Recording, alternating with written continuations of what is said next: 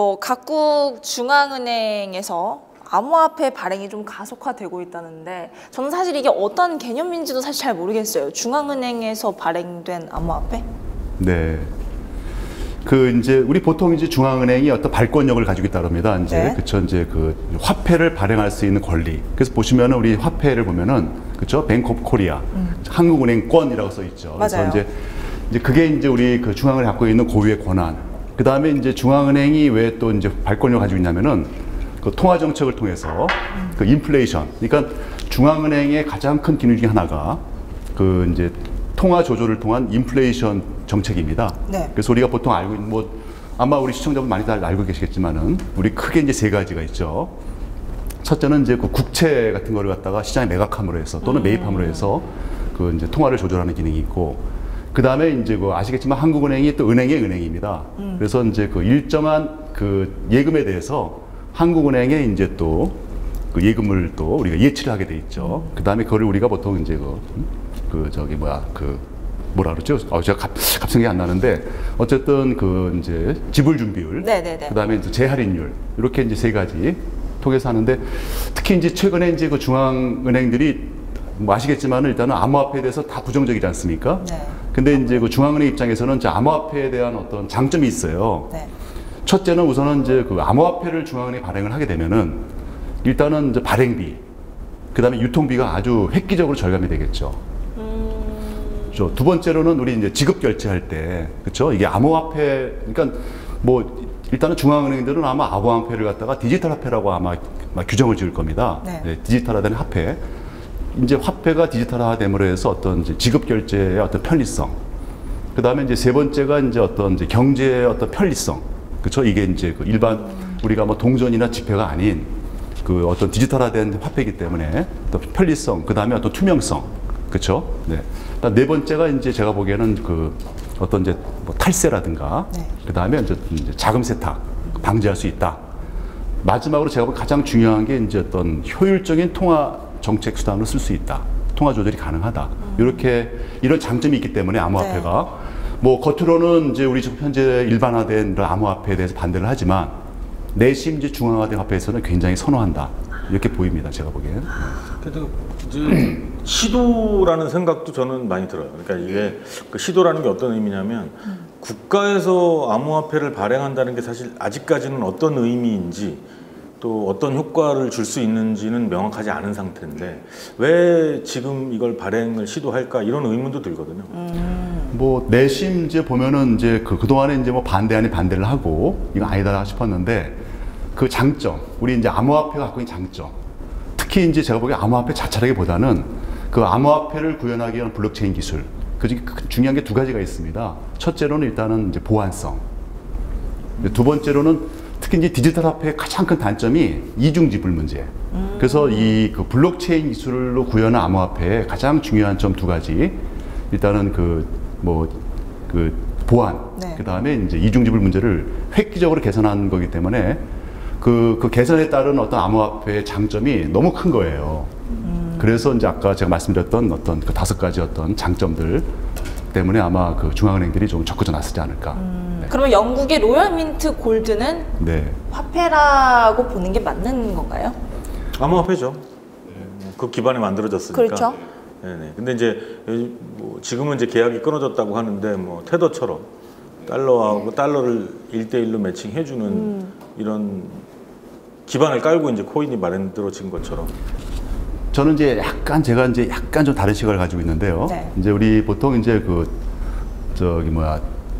로얄 민트 골드다 하면은 사실은 우리가 이제 사전적으로 보면은 그 영국 왕립 조폐국을 더 민트 골드라고, 그러니까 그 더 로얄 민트라고 합니다. 우리 민트가 보통 박하라는 의미도 있지만은 또 다른 의미에서는 또 이게 조폐국. 그래서 우리 영국 왕립 조폐국을 더 그 로얄 민트 이렇게 표현을 하거든요. 그래서 결국은 뭐냐면은 그 어떤 원시적인, 그러니까 이제 영국이 역시 그 금융이나 경제의 어떤 원조답게 가장 원시적인 화폐를 암호화폐로 구현을 하려 시도를 하고 있다.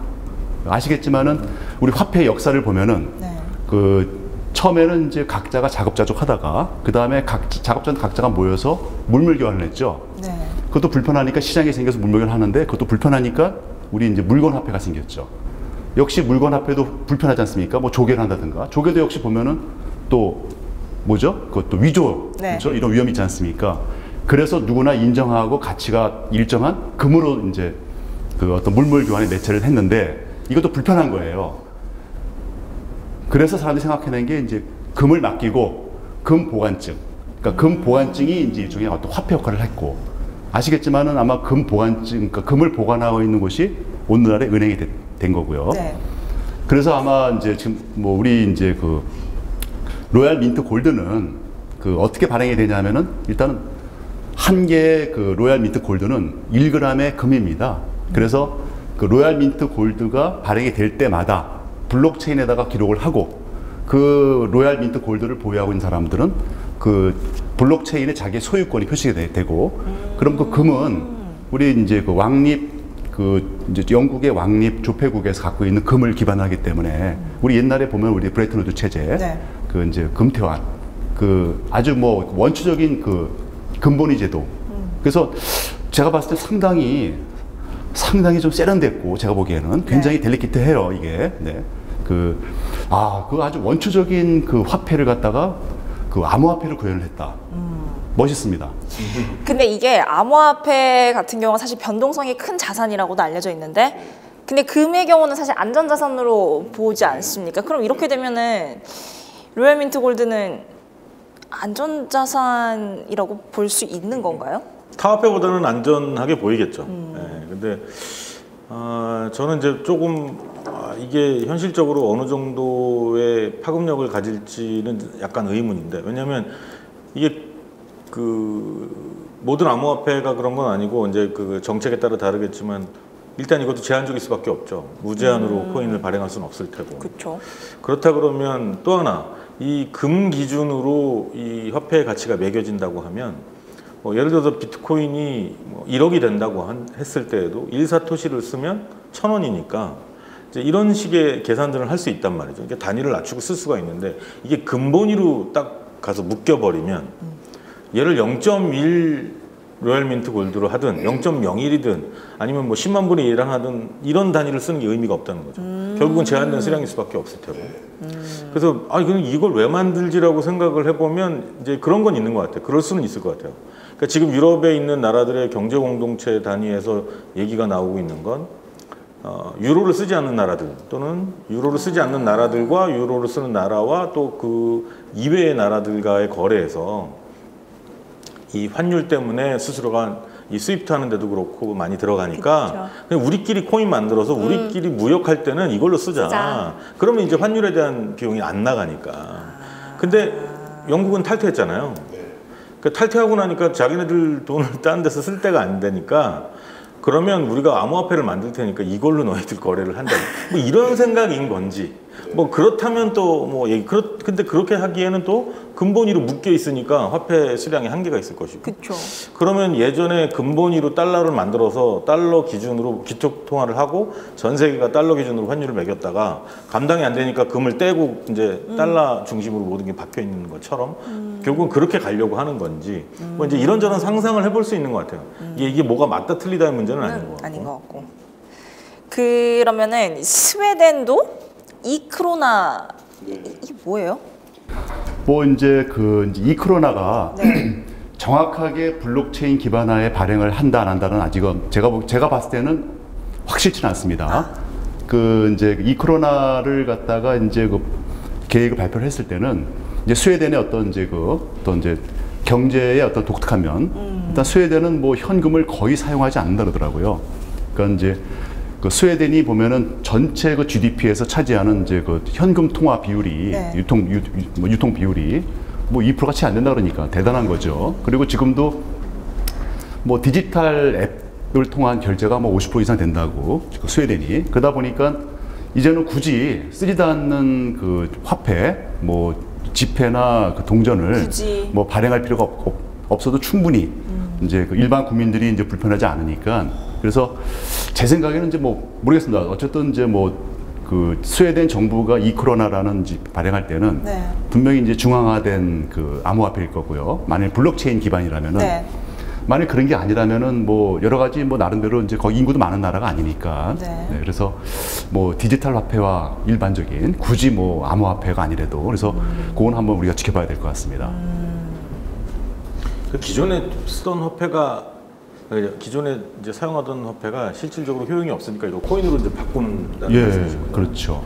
근데 그러기에는 약간 이 문제하고 결부되는 것 같아요. 그러니까 제가 어디 가서 이런 설명을 하거나 이런 걸 논의하는 자리에 가면 굳이 블록체인으로 하지도 않아도 되는데 기존 걸로도 구현할 수 있는데 왜 그걸로 하느냐 이런 질문을 많이 하고 계시잖아요. 되는데. 네, 그러니까 기존 이걸 고수하는 입장에서는 그러니까 지금 말씀하시는 분이 얘기하신 것처럼 우리 블록체인 없이도 이미 현금 안 쓰면서 잘 살고 있다. 맞아요. 이걸 왜 코인으로 바꿔야 되느냐 이제 이런 질문들에 부딪히게 돼요. 이제 그때 이제 제가 드리는 말씀은 그러니까 기존의 이 통화라는 건 이 인플레와 디플레를 결정하거나 초래하는 이 요인들이 중앙의 어떤 기관이거나 중앙에서 양적 완화 정책을 폈든 아니면 뭐 어떤 인플레를 막기 위해서 아니면 디플레를 막기 위해서 어떤 정책을 피는 것에 의해서 좌우되고 세계 경제와 연결돼서 좌우되는데 그거 이외에는 없잖아요. 근데 이제 이 코인이 만들어지면 이 코인 자체의 인센티브가 있어야지 이 코인이 잘 살아나거든요.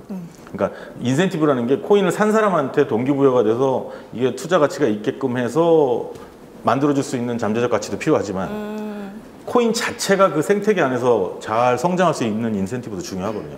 그 인센티브 중에 제일 중요한 건 안정성도 중요하지만 얘가 어디까지 뛰어다니면서 놀 수 있는지가 되게 중요해요. 그러니까 단순히 거래하고 교환의 가치만 있는 게 아니라 이걸 가지고 어디에 가면 이런 효용도 생기고 아직은 아니지만 이런 효용도 생길 수 있어 라면 그쵸. 그 코인 자체가 가지고 있는 인센티브가 설계가 잘 돼 있는 거죠.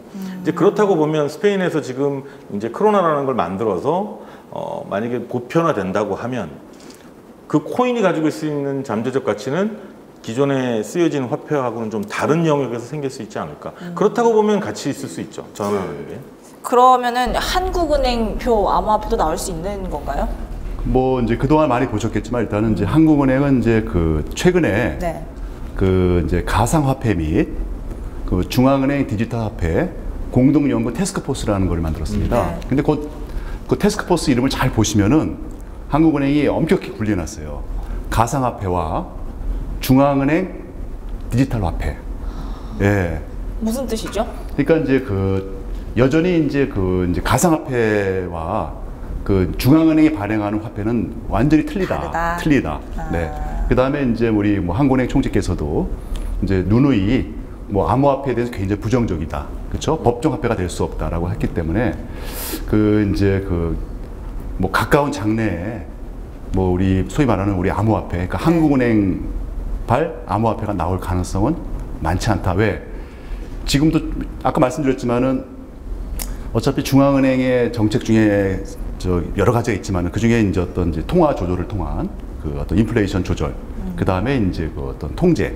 지금도 뭐 그 한국은행을 통해서 조절 잘 되고 있는 걸로 보이고 네. 또 조절이 또 잘 되고 있고, 네, 그렇기 때문에 굳이 뭐 한국은행이 암호화폐를 발행하면서까지 그렇죠, 네, 그러지는 않을 것 같습니다. 우리나라는 그런 필요는 네, 필요성은 못 있지만 느낄 것 같아요. 네, 네. 근데 이제 뭐 노원구의 그 NW라는 네. 그 코인 얘기 잠깐 우리가 했었지만 네. 제가 또 며칠 전에 들으니까 이 구로구에서도 구로코인. 구로코인. 얘기가 되고 있고 뭐 금천구나 이제 그래서 그 왜 그렇게 되느냐 했더니 이제 거기가 디지털 밸리지 않습니까? 네. 디지털 단지. 그렇죠. 그래서 거기 이제 IT 기업도 많이 들어와 있고 하니까 그쪽에서 이제 구색이 맞는 이유도 있고 거기에 지역구를 두신 의원님께서 또 서울시 코인을 만드는 게 어떠냐 이제 이런 얘기도 하시고 하다 보니까 맞아요. 어떤 이제 자기 지역구부터 뭔가 시작하려고 하는 그런 것도 있겠죠. 그러니까 이런 움직임들은 계속 생길 것 같아요. 근데 한 가지 아쉬운 건 이 코인들을 왜 만드는지는 좀 명확하지 않은 것 같아요. 그러니까 그 안에서 지자체에서 쓰는 프라이빗 블록체인에 그냥 뭐 우린 거래소에 상장하는 게 목적은 아니고 우리 안에서 사용하는 거라고 말씀을 하시는데 그게 아까 좀 전에 말씀드렸던 것처럼 코인 자체에 대한 인센티브 설계가 별로 없어요. 그러니까 이제 이게 그렇지 않으면 사실 이 코인이 거래되거나 활성화되기가 어렵거든요. 사실은 이제 말씀 주셨지만 이제 네. 코인의 가장 중요한 게 이제 그 코인이 생태계에서 얼마나 활발하게 이용이 되고 그다음에 사용이 되느냐가 중요하고 그쵸. 사실은 이제 엄밀히 따지면 한국은행만큼 코인 발행이 수월한 곳이 없어요. 그 생태계 조절이 아주 손쉬운. 네, 아주 손쉽고 절대 권력을 가지고 있거든요.